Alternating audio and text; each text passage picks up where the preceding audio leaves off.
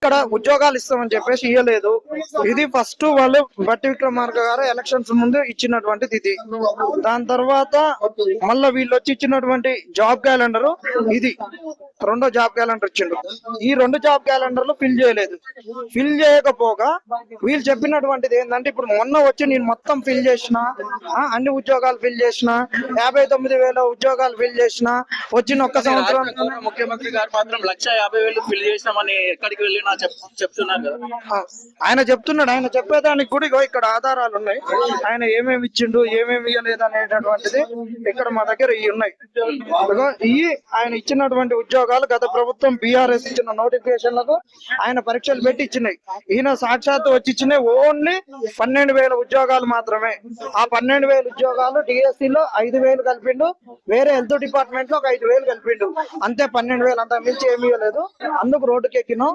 చాలా ఆధారాలు ఉన్నాయి. ఆధారాలతో సహా ఇంకా మేము పెడతాం. ఇప్పుడు ఈ గ్రూప్ 1 ఆగం చేయాలనిపిస్తుంది. గత బీఆర్ఎస్ ప్రభుత్వం రిలీజ్ అయిన పోలీస్ నోటిఫికేషన్ కానీ అదే విధంగా గ్రూప్ 1 గ్రూప్ నోటిఫికేషన్ కాబట్టి ఆ ప్రభుత్వం రిలీజ్ అయినటువంటి నోటిఫికేషన్ కూడా మా ప్రభుత్వం ఇచ్చానని చెప్పడం ఎంతవరకు కరెక్ట్ అంటారు? ఇది కరెక్ట్ కాదు. ఇంకొకటి అన్న, మీరు ఎంతసేపటికి అందరూ నోటిఫికేషన్ అంటున్నారు కానీ నోటిఫికేషన్ కాదు. నోటిఫికేషన్ వెనక లిటిగేషన్స్ చాలా ఉన్నాయి.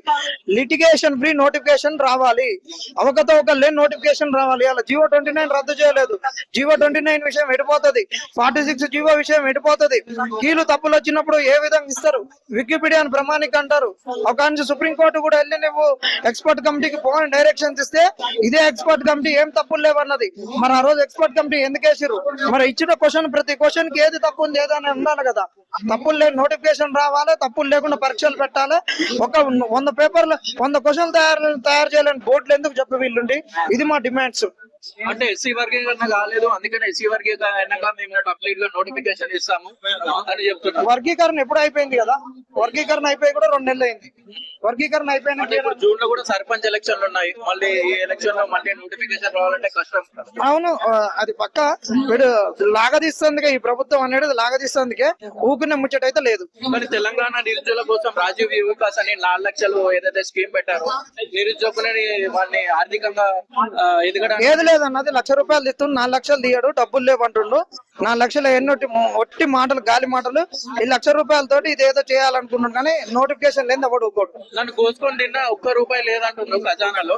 సో లేనప్పుడు ఇలాంటివి అన్ని చేయడం ఎంతవరకు కరెక్ట్? మరి ఆయన చెప్పాలి కదా. లేనప్పుడు మరి చాలా జాగ్రత్తగా ఉండాలి. లేనప్పుడు డబ్బులు లేనప్పుడు మంత్రులు గింత్రులు అందరు కాన్వాయిలు వేసుకొని ఎందుకు ఉరుకుతున్నారు? ఎటు అది ప్రజాధనాన్ని ఎందుకు వృధా చేస్తున్నారు?